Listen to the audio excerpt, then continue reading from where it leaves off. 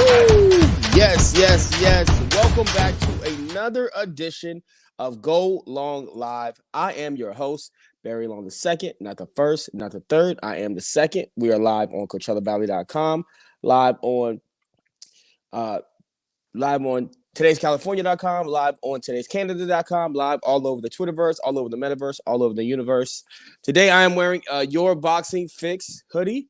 Shout out to Sean McNeil. He is the founder and CEO of Your Boxing Fix. It's a great boxing uh, blog where they just cover a bunch of different stuff. So they're always talking boxing. They're on there, jumping on live. So shout out to Sean McNeil and Your Boxing Fix for the hoodie.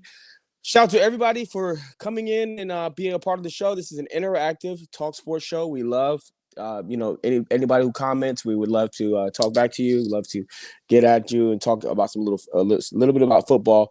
Mo Murphy will not be joining us today, but it's all good. We had a lot of football this past weekend. I have been a little bit under the weather all weekend because I got my booster shot on Friday.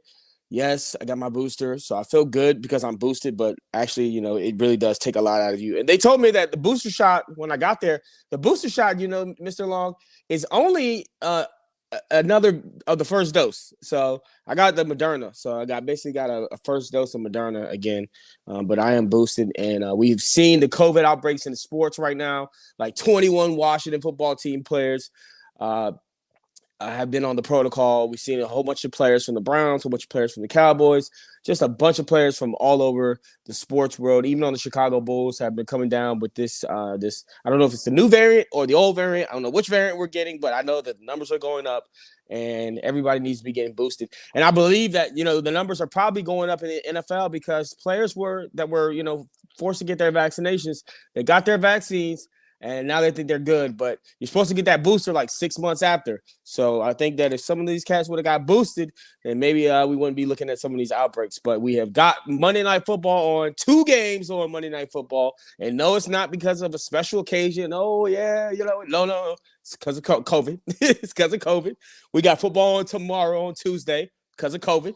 So, I'm happy to have football on Tuesdays, but I'm not happy that the numbers are going up. But because of that, we've got some football to talk about all week long. So we are live on CoachellaValley.com. We're live on today'scalifornia.com, live on today'scanada.com. Please comment. Please say something, regarding who's your favorite football team or something that you saw this weekend that interests you, and we will chat with it on the show. If we want to quickly shout out Craig Campbell for the CoachellaValley.com, the platform. I also want to shout out Sage Alvarez for all the hard work he puts in behind the scenes. And Mo Murphy should be back with us sometime this week.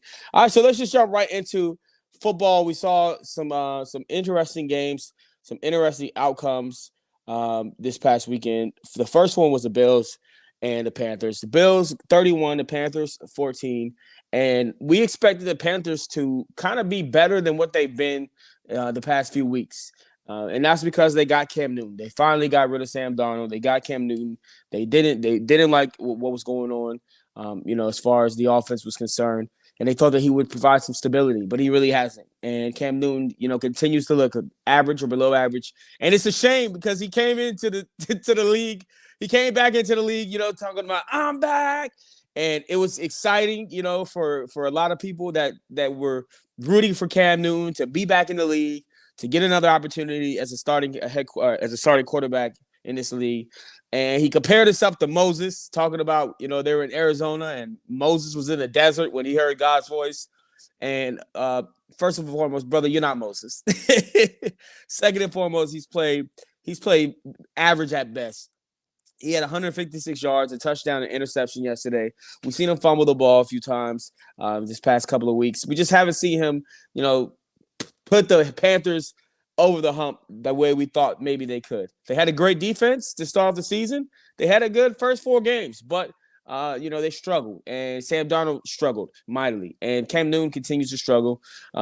So the Bills, the Bills, they got back on course. They lost 2 in a row. They were just looking, to kind of right the ship, and they came out firing on all cylinders. Josh Allen, 210 yards, 3 touchdowns, an interception. He even, ran the ball for 15 times and 70 yards. Mike Singletary came out and had a pretty good game. He was their workhorse, 22 carries for 80 yards and a touchdown, 86 yards and a touchdown. So that's what we wanted to see the Bills do. We wanted to see the Bills get back to that ground and pound game. We wanted to see them run the ball. They have not been able to stop the run in the past. They were able to stop the run yesterday, and they were able to run the ball. So the Bills are back on track. And we know, of course, the Bills play the Patriots next week. It's no secret. It's going to be one of the biggest games of the week. And we're excited to see them because last week, 2 weeks ago, they got beat by the Patriots. And the Patriots only had to run the ball, or the Patriots only had to throw the ball, rather, 3 times. That was it. So we saw what they looked like against, the cream of the crop in their division. We're going to see them again next week. And we're very excited to see, what the Bills can end up looking like. So we are live on CoachellaValley.com. Today's California.com. Today's Canada.com. This is Go Long Live. I am Barry Long II. We appreciate everybody for tuning in. And we saw the Lions yesterday. Excuse me. We saw the Lions yesterday. The Lions got their second win of their season. So happy for Brother Long and Clyde Buff and all the Lions fans out here in the Valley, all the Lions fans all over the country. They finally got their second victory, and they looked really good doing it. And they did it against one of the best teams in the NFL right now, in the Arizona Cardinals. They were 10-2. Now they're 10-4. They've lost 2 in a row. They've had a rough week. They lost on Monday Night Football to the Rams, to their rival Los Angeles Rams. Then they turn right back around on a short week, and they lose to Detroit Lions. And the Detroit Lions were the worst team in the NFL by far. I mean, they did have one win. They had 10 losses, and they had one win. Let's see what their record was. They had one win, 11 losses, and 1 tie. So they were looking really bad. And the one win that they did have, they had it in the final seconds of the game against the Vikings. And nobody expected them to even be competitive in this game, much less dominate the way that they did. They came out firing on all cylinders. Your boy, Jared Goff, who I have affectionately termed Jared Goffle because he plays god-awful a lot of the times. He had a good game. 216 yards. He protected the football, had no interceptions. He had 3 touchdowns. And they got contribution from the running game without Swift. They got Craig Reynolds, a guy named Craig Reynolds, who most of you did not know, who probably nobody had on their fantasy football team. Craig Reynolds went off for 26 carries for 112 yards. So they really trusted the game in this man's hands. Then they also got the ball to St. Brown and Jared Goff. We saw that St. Brown was the one that caught the touchdown pass against the Vikings to seal the deal for their first victory. Well, he had 8 catches for 90 yards and a touchdown. But the real story was the Cardinals. The Cardinals looked bad, and they lost DeAndre Hopkins last game on Monday night. In the middle of the game, and he was unable to finish, and they don't have him for the rest of the regular season. They might not have him for the playoffs. We'll see. But without DeAndre Hopkins, Kyler Murray did not look like Kyler Murray that he's been looking like the last few weeks. And he looks unsure of himself. He's making, a couple of bad decisions. The one interception that he had, terrible decision, just a late throw. He doesn't have that security blanket in DeAndre Hopkins. And it's a shame because they got some weapons. They got a lot of weapons in Arizona. They got Christian Kirk, who was a speed demon. They've got A.J. Green, who they just added this season. They got Zach Ertz, who they went in and made a trade for before the trade deadline.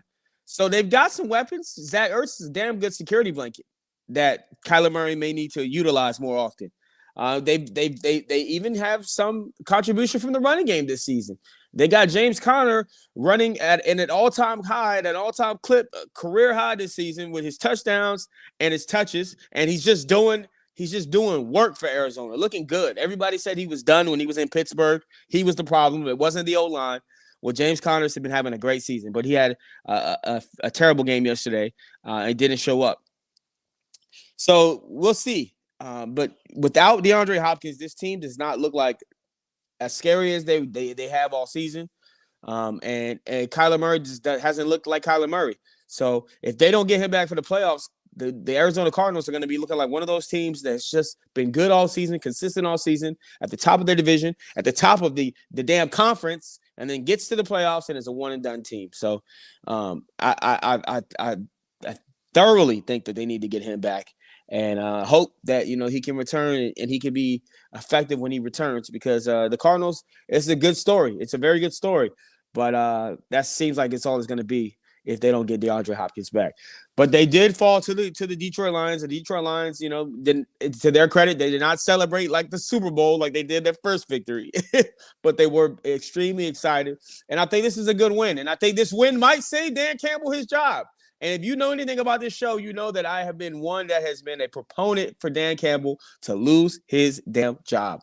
And I didn't think that he deserved to finish the season, much less come back for a second season. But he did have his troops prepared for this game, and they look damn good. And if I'm the Ford family, if you will, the Detroit Lions ownership group, I'm looking at it and I'm saying, hey, man, maybe we bring this guy back for another run at it. Just try to get some weapons around Jared Goff and try to get that O-line better. All right, so I am Barry Long the second, not the first. I am the second. And we are live on CoachellaValley.com, live on today'sCalifornia.com, today'sCanada.com. We appreciate everybody for tuning in, everybody for watching the replay. Yes, we are live. We go live every single Monday through Friday from noon 30 to 1, and that is Pacific time. All right, so we had more games that were on. This was probably the biggest game thriller, the most competitive game that we saw besides the Ravens-Packers game, and we saw this game really go back and forth, and it's two teams that nobody really expects to make the playoffs at all, and that's the Jets and the Dolphins. The Jets have looked terrible all season long. They haven't had a healthy Zach Wilson, so we haven't really had a decent, fair opportunity to judge whether or not he is going to be their quarterback of the future, because we just frankly haven't seen enough. But he did show flashes this season, and he showed flashes yesterday that he could be a franchise quarterback.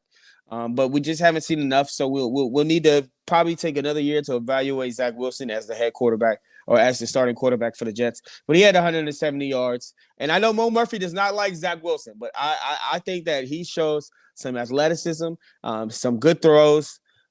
Sometimes he makes bad decisions, but I feel like if he had a better opportunity and a better O-line, then we would be able to evaluate him more fairly. So yeah, I feel like we'll see what he has next year. But he had 170 yards yesterday. They really didn't get the running game going at all.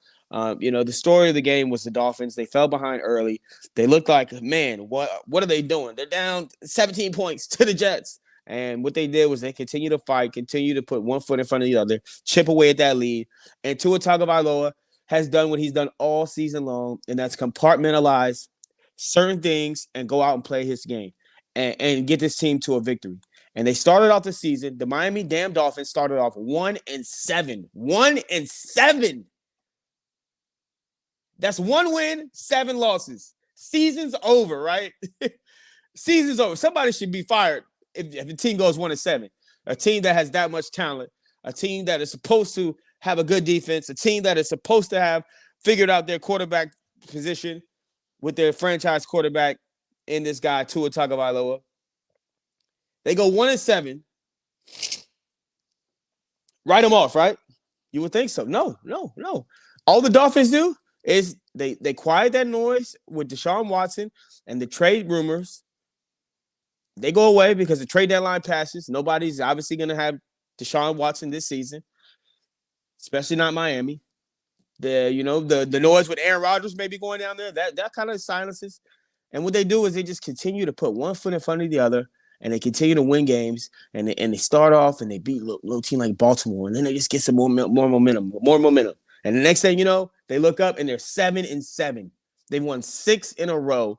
This Miami Dolphins team has swam back into contention, and the waters are Miami Dolphin blue again, and they are looking like a team that you do not want to face in the playoffs.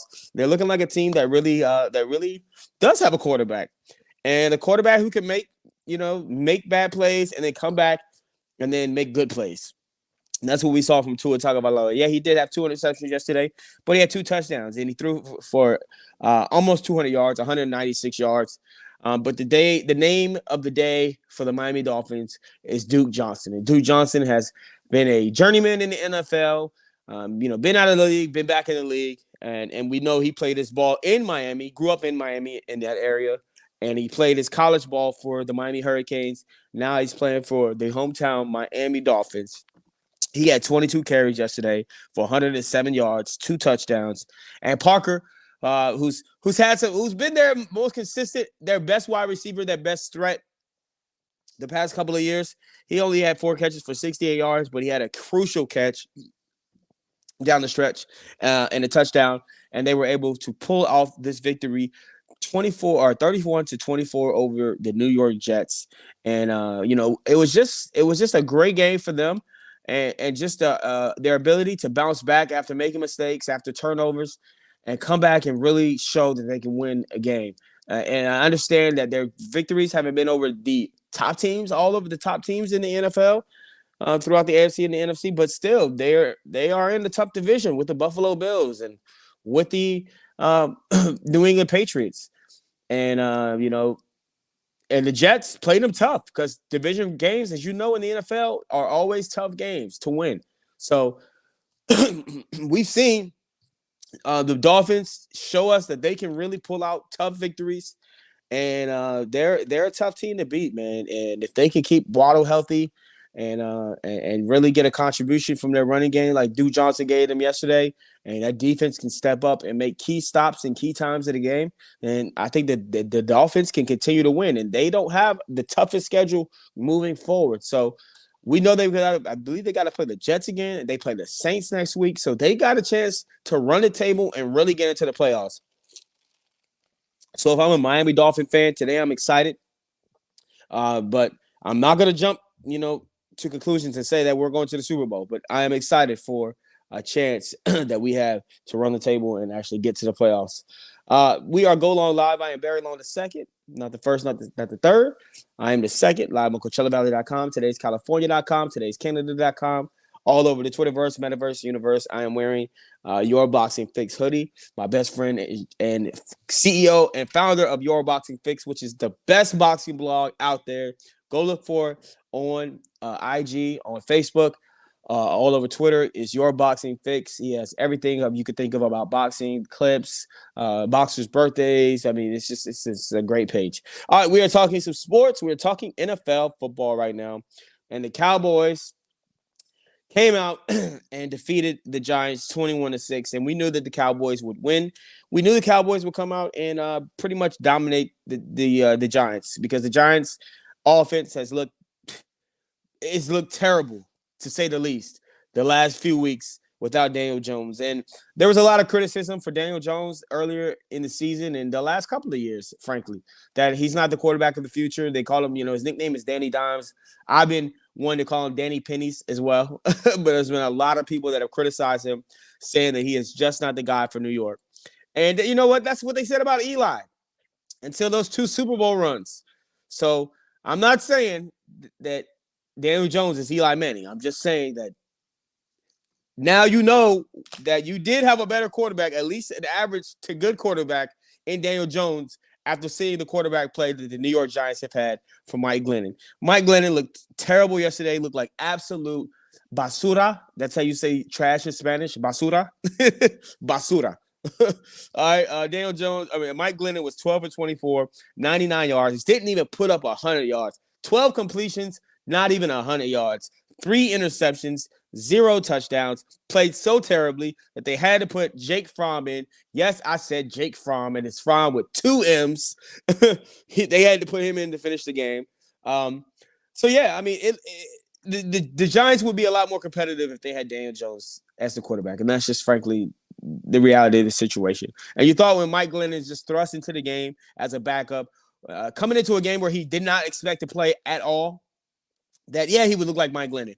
But game after game that he's had to prepare, knowing going into the week that he is going to be the guy. And the way he looks after preparing all week for that game, basura. Basura. Get rid of that man. So it's crazy to see that he just stays in the league. He's not a good backup at all. So I was disappointed with Mike Glennon's performance after having a whole week. But who would be great against that great defense. That defense is suffocating. The Cowboys defense continue to week after week to put on a show.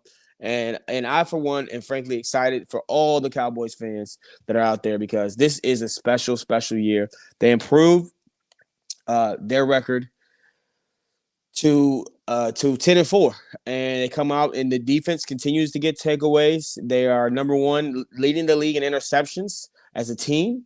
They are also tied for first with overall takeaways.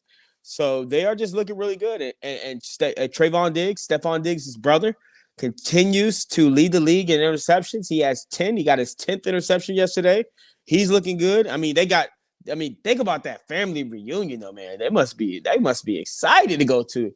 So you got Stephon Diggs and Trayvon Diggs in the same family, man. They're brothers. So must be nice to be Mama Dukes or Dad or whoever their parents are. It's just an awesome situation for both of them. Both of them playing football at a very high level at the same time in their career. Just awesome. But yeah, so Diggs continues to to look good. The defense continues to be suffocating. Finally, Dallas got the running game going. They had 74 yards from Pollard, 52 from Zeke, so they rushed over 100 yards. And Dak was Dak, but not the Dak that we need to see moving forward. In the playoff time, we're going to need to see Dak do more. We're going to see Dak. We're going to have to see Dak protect the ball more, especially with the lead. Last week with the lead, Dak has the lead. He's running around, throwing passes, throwing interceptions, throwing a pick six, and giving Washington breath and giving them life again and giving them a chance to get back in the game. And yesterday he almost did the same thing with the Giants by rolling up to the right, not feeling the pressure from behind, getting sacked, fumbled, and they lose the ball. So Dak Prescott, if this defense is going to be playing at such a high level, and this defense is playing at such a high level, and they're going to continue to play at a high level, and they're only getting healthier and healthier with DeMarcus Lawrence back and Michael Parsons dropping into coverage, running after the quarterback. It doesn't matter what Michael Parsons does. He's going to be the defensive player of the year and rookie of the year. But with that defense just being as suffocating, as dominant as it has been, the offense is still going to have to make a play. Dak is still going to have to make a big play to win the game. And the last couple of weeks, he's made these turnovers, and the camera catches him, and he's like, and it's like, bro, get your mind right. Get your mind right, So I don't know. I mean, maybe he needs to, sleep on that Tempur-Pedic bed a little bit more, a little bit better at night. I don't know what Dak's going to have to do, but he's going to have to reach into his bag, and he's going to have to pull something out because they're going to need him in order to win the Super Bowl or even to get to the Super Bowl. But yeah, I mean, other than that, he played okay. He didn't throw the ball. He didn't throw any interceptions, but he did give the ball away to the defense. And he's done that in consecutive weeks, and we're going to need to see him play better. But the Cowboys, nonetheless, are 10-4. And, I mean, how good must it feel to be Jerry Jones and to finally have a good defense? To have one of the best defenses you've ever had in your entire career, your entire tenure as the owner.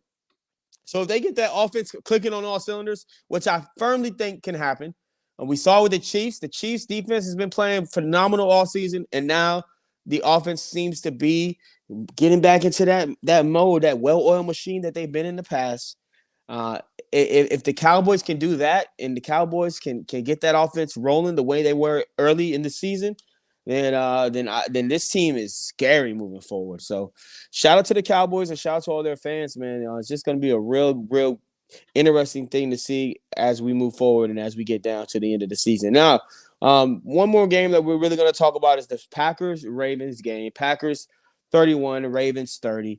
Everyone knows I am a Ravens fan, diehard Baltimore Ravens fan. Love Lamar Jackson. I love Joe Flacco. I've been a Ravens fan since '99. I mean, I've been a Ravens fan since the beginning, basically.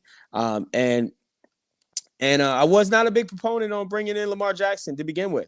I thought that we moved on from Flacco too early. And I didn't think Lamar Jackson was ready. But Lamar Jackson stepped right in, and he has not looked back. And as a Ravens fan, we're frankly excited that we made that move.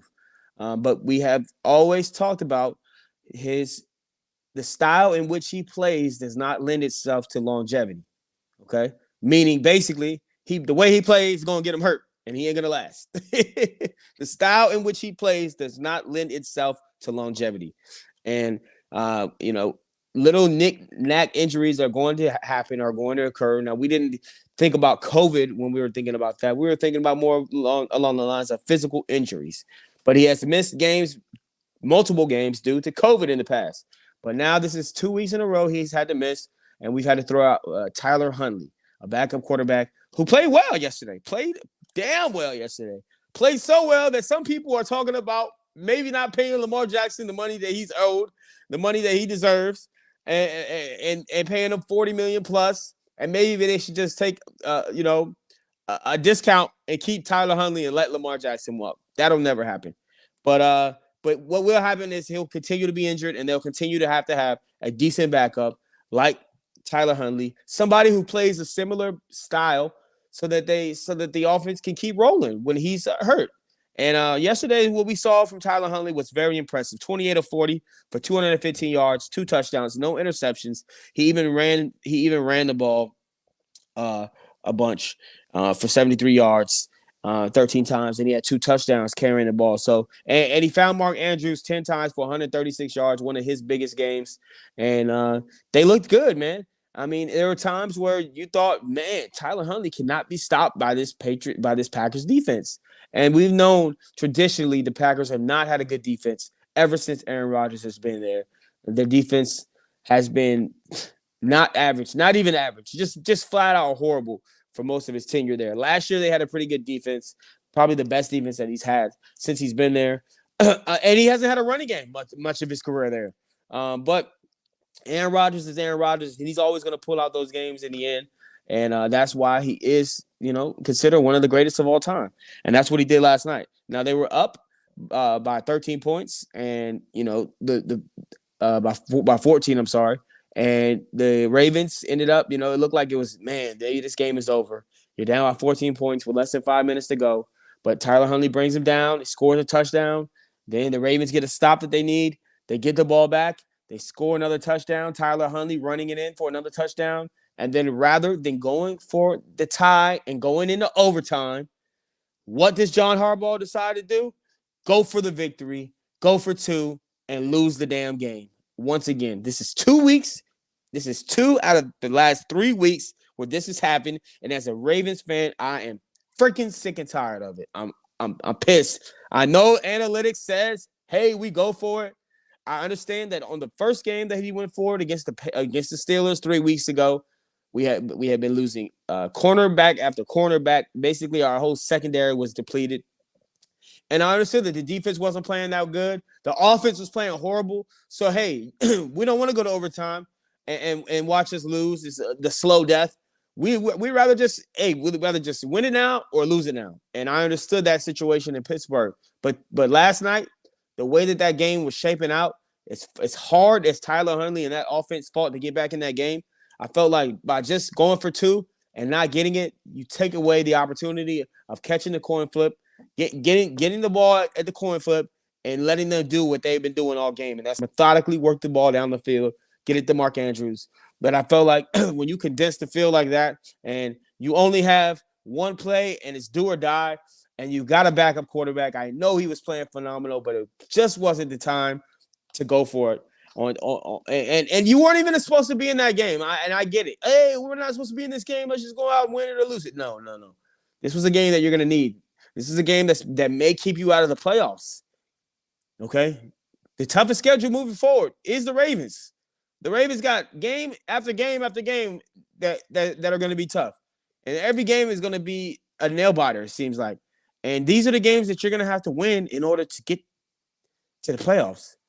I mean, I'm hopeful that the Ravens will make the playoffs, even with the loss. Now that we're not leading the division any longer, now the Bengals are now leading the division. But we're still in the playoffs, still in the wild card spot. But keep losing games, and we'll be on the outside looking in, and we'll be looking back at John Harbaugh like saying, "Man, yeah, I know you had all these injuries, and I know people have had your name in the conversation of Coach of the Year all season long because you've been able to be competitive and still have a winning record with that many injuries. But these last 2 out of 3 games, you've made decisions that literally cost the ball game. So it's a double-edged sword. We love Harbaugh, and I don't expect him to be fired or be on the hot seat, but I do expect him to not go for it in situations like this. And I hope that he's learned from his mistakes. And we talk about it all the time watching these games. Kick the damn field goal, go after the points, keep the game going. And when you're in a situation like that at the end of the game, there's only certain situations, certain scenarios where you go for it and you go for the victory or the loss, and you just do or die like that. And last night wasn't it. Not with a backup quarterback. Not with the momentum that has shifted like that. Not with that defense. Not with the field goal kicker that they have at Green Bay. And not with the field goal kicker that we have for the Baltimore Ravens. So there's my 2 cents on that game. I appreciate everybody for tuning in.